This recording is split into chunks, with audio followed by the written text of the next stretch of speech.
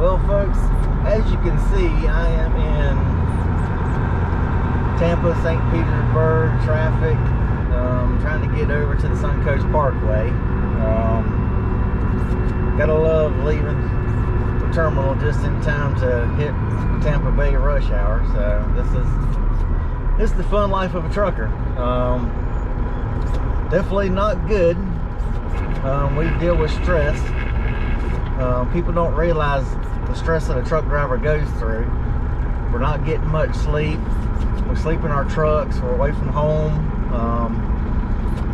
The average car owner, they want to get mad at a truck for tying up a road, which I'm sure I made somebody mad a few minutes ago. Since I'm not from this area, I'm just on loan down here to the Tampa terminal in Miami helping out. I didn't realize I was supposed to be in the far left lane to make a turn. I saw a sign that had trying to get on the Selma Parkway toll road. Saw a sign, up there said, turn left. But it looked like there were two left turn lanes. But of course, with a semi, a lot of people don't realize with a semi, if you're turning left, you need to be in the far right lane for that turn lane because you've got to have room for your trailer to swing. Most people don't realize that, so that's why we do that. So I held up traffic in that right lane, which wasn't the actual turn lane. It was a turn lane for like another 100 feet down the road. So luckily somebody finally let me over to get on. Rush hour, people aren't too willing to let you in. But it is what it is. We just take it as we come, we move on, and we try to unstress. I've got lots of things. I've got a fidget spinner on my dash. I've got a little fox, a squishy toy my wife gave me for squeezing when I get stressed. Of course, you can't see me, but I know my Tourette's are ticking. Sometimes I stutter and things, and it gets a little worse. But hey, we just do what we can. Y'all be safe out there, and I will holler at you later.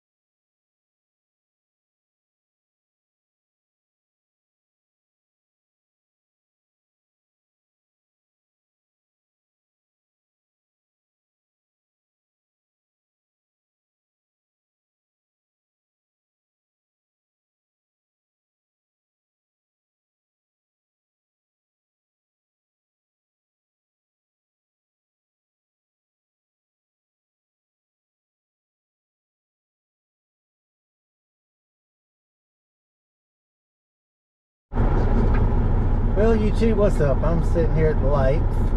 Sitting here, I just left the one customer. Now I've got the rest of the product to deliver at the next customer. Run through Tampa here. We'll get on down the road here a little bit further. It's only 7 miles to the next customer, so we'll run that, deliver that, and we'll head on back to the terminal, and then we'll see what they got in store for the rest of my day. Hopefully it's not too bad. Lately it's been going. I just got the one thing to do. They may have me go back to the port, preload another load going down to Miami. But we'll see how it goes. What's up, YouTube? This is Trek Trucker. I'm out here unloading at my second location here. Finally made it in, got everything hooked up. It'll take about half hour or so to unload. Just out here killing time, trying to find something to do, just keep an eye on, making sure nothing's leaking. But you know, we can't have anything daggone leaking around here. As you can see, there's my unloading on the trailer. There's the hose hooked up to the tanks here. But you know, it's just a slow process. When you're doing things like this, they want you to stay outside the truck the whole time and keep an eye, make sure nothing starts leaking. If something starts leaking, being a hazmat material, you got to close those valves immediately. You can't have any leaks, because any kind of leaks requires an expensive cleanup. So some places are a little more pickier than others. So you just have to keep an eye on what you're doing. Gotta stay safe. Stay suited up. This is a chemical suit. This daggone chemical suit here costs $900. They got a blue one that's for unloading flammable stuff. That one there is $1,900. I haven't quite spent the money and got one of them yet. I'm hoping I won't have a need for it. But you know, that's all day in the life of hauling a hazmat tanker. Sometimes you just gotta take the good with the bad. Try to do the best you can, save up money, get things you need that'll make your life a whole lot easier. There's certain places require certain things. The more you have, the better off you are. Especially if you're owner operator. The companies don't supply all this stuff for you if you're owner operator. If you're a company driver, like the company I'm on loan to down here in Florida, they provide their drivers with all these suits. So, you know, drivers get about $3,000 worth of chemical suits, whereas me, I had to buy all mine myself. So, you know, take the good, the bad. Advantages to being an owner operator: you can take off whenever you want. You can get all the home time that you need. As a company driver, they tell you what you're going to do, when you're going to do it, and how you're going to do it. Owner operator, you tell them I'm taking off, there's nothing they can do about it. You can take all the time you want if you're leased with a carrier, which you're 100% operator, you own your tractor and you lease with them. They can't tell you, no, you can't take the load. I will forever use this one instance where the company I was at before for 11 years, leased with. They had a company guy out of a Jacksonville, Florida terminal. He was only about 90 miles to 100 miles from the house. It was time to sign. I think he was purchasing a triple wide and 5 acres of land. Well, the company told him no, he couldn't go home and sign. They told him his wife had power of attorney, that he couldn't go home for the signing, that they needed him to go run another load and go out of town. So he wasn't allowed to go home for that. Owner operator, we would have told them, absolutely, you can kiss my butt. I'm going home. That is not, you're not purchasing a puppy. You're putting, you know, hundreds of thousands of dollars, you know, on the line. You want to be there to see the papers and see what's going on and hear everything about it and read the fine print. But, you know, they absolutely hosed him. Whereas owner operator, like I say, we would have told them, basically, go pound sand. We're going home. We're going to be there for the signing of that, you know, which was the next day, and they refused to let him go. So, you know, being owner operator's got its pluses and minuses. You have to eat the cost of tires, repairs, and things like that. Whereas the company guy, hey, you drop the truck off, they get it fixed, they stick you in another truck or whatever until yours is done. You know, whereas our downtime, we're sitting at home, we're sitting in a shop somewhere until we get it. We don't have another truck we can get in. So, you know, there's goods and bads to it. But overall, a lot of people take the owner operator route just for the fact that you have more freedom and flexibility. You know, the pay's, like I say, sometimes the pay's not that good when you look at all the expense you have, but you have the freedom, so that's worth it. So, but anyway, I'm gonna put the phone down, get back in the truck here, drop it off, and come back out here and sit and watch this. So, y'all be safe, and I'll holler at y'all later. Be safe.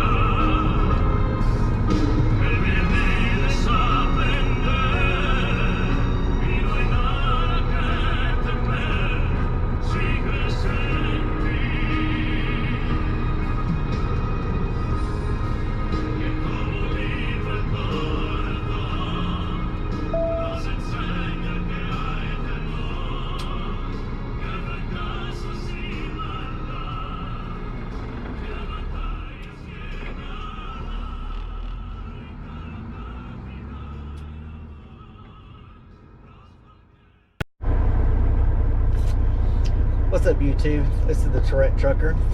Got my loads all done for the day. Trailers dropped off there at the terminal. Now I'm sitting here in the tank wash, or truck wash, wanting to get the truck wash, which it's a good thing that it's asphalt when you leave the truck wash, because if you look at it here, you'll see it's nothing but a dirt lot.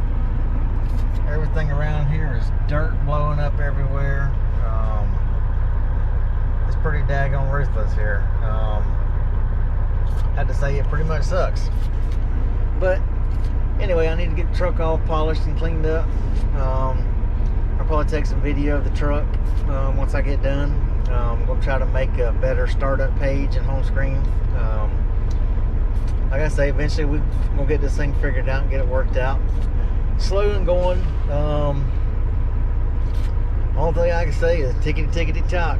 You know, I'm one of them crazy ones who just, I hate sitting still. ADHD thing going on. Everybody makes fun of all my ticks with my Tourette's, so some people call me tickety tock, or Tick and Tony. I've been nicknamed by some people. But either way, we're gonna get all this done and get the truck washed. I'm gonna get over to the daggone truck stop, get me a shower, get in some real people clothes, and get out of this truck driving clothes and feel like an actual human being again. I'll get all the videos put together and I'll get them posted today. Till then, y'all be safe.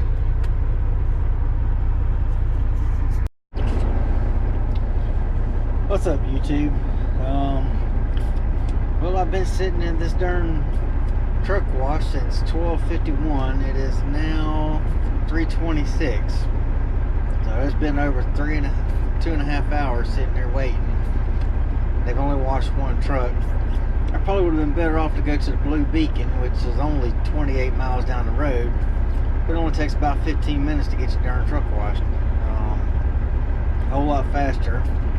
So I know now, while I'm down here in Tampa, that this is not the place to go to get your truck washed. This is absolutely insane. I guess I've just got the slow guy over on my side. The other bay beside me, when I got in line, there was only one in the wash bay in my lane, two behind him, so I got in that line because the other side had more trucks in it. Well, the other bay, they've actually cleared all the trucks that were in line when I got here, plus 4 other trucks.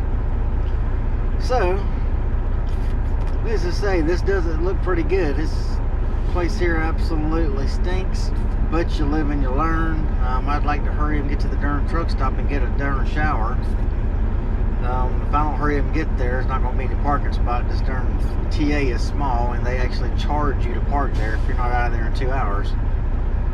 After 2 hours, you got to pay $18 to park there. I'm only want to be there long enough to get a shower and leave. I don't want to hang out. I don't want to have to pay to park overnight. But at the rate they're going, it looks like I'm going to be stuck with it. Hopefully something gives soon. I'd like to get some darn video of the darn truck here while it's clean in the daylight, but at this rate right here, it's not going to happen. It'll be dark before I get out of here. But this is the life. You live and you learn. I always like to keep a mental note of where I go somewhere where it's pretty bad. Keep a note and remember, do not go to that place again. So, for all you out there, if you're watching this, do not go to the Tampa Bay truck wash. You're better off taking that extra 28 miles north up to the Blue Beacon up there by the Flying J. So, but anyway, it's just another day in the life of trucking. Y'all have a good day. God bless. Bye. Well, I'm back. I'm done for the night. Unfortunately, it took forever to get my truck washed. So by the time I got out of there, got parked, got my shower, it was dark. So I couldn't get any good photos of it. Been nice to get some good pictures of it while it's nice and shiny in the daytime and it's clean, because tomorrow morning at 6 o'clock I'll be hooked back up to a trailer and go run into this one place to go load 4 loads, and that place is a mud hole. Probably gonna mess the truck up, but I'll try my best to keep it clean to see if I can get some good clean pictures of it tomorrow. See if I can get it. Still trying to work on a welcome screen, but I need some good clean pictures of the truck in order to do that. But I'm down for the night. Got me some Wendy's here a minute ago. As you can see, got me a Baconator and some fries. Hopefully everything's gonna be good. At least I hope it's good. I'm about to starve to death. Sat there, got there to the Wendy's, and when I got in there, I'll be darned if it wasn't slap packed with senior citizens. They must have had a darn bus or convention coming somewhere, because there's probably about 20 of them in line. Saw the grossest thing in there. The guy back there behind the counter that was fixing the food had gloves on, but yet pulled his phone out of his pocket, played with his phone, stuck his phone back in his pocket, got called up to the register, did some things on the register, went back right back into picking up lettuce and tomatoes and things like that with the exact same pair of gloves that he was just on his phone and on the daggone register with. Then went back there, started fixing some food, and I'll be darned if he starts playing with his watch with the exact same pair of gloves. That was pretty freaking disgusting. Me and this other customer in front of me, he was a medical student, just got out of the army. Said he spent 8 years in Germany. He's actually pretty nice. We were talking about that. Luckily, before he fixed our food, he had swapped and got him a new pair of gloves. He was cleaning the counters and the table, the food prep area, and then put a fresh pair of gloves on and kind of watched while he fixed our food to see if he did that, and he was okay. So some of the things you'll see out here on the road, people need to be aware of that. I used to be a general manager at McDonald's, so you know, you look at things like that and it just kind of grosses you out. But yeah, keep that in mind when you look and see what people are actually doing to your food. You'll be shocked to realize sometimes that, hey, they're touching all kinds of unsanitary things, and then you wonder why you get home, you eat, and the next morning you wake up sick. Well, this is probably a good reason. If you've been to a restaurant, things like this actually happen, and that was right there visible for us to see, but nobody said a word about it. The customers were right there at the counter. I was way back in line, and nobody seemed to care. So, well, if they don't care, I'm not going to care. But I watched to make sure he didn't do it with my food, and he didn't. So, you know, it's amazing what you see out here on the road, y'all. But I'm fixing to get some grub down, get ready for bed. I'm getting right back up. I'm gonna be back in there at 6 o'clock in the morning, get started and knock another day out, y'all. Hope y'all have a good night. God bless and be safe.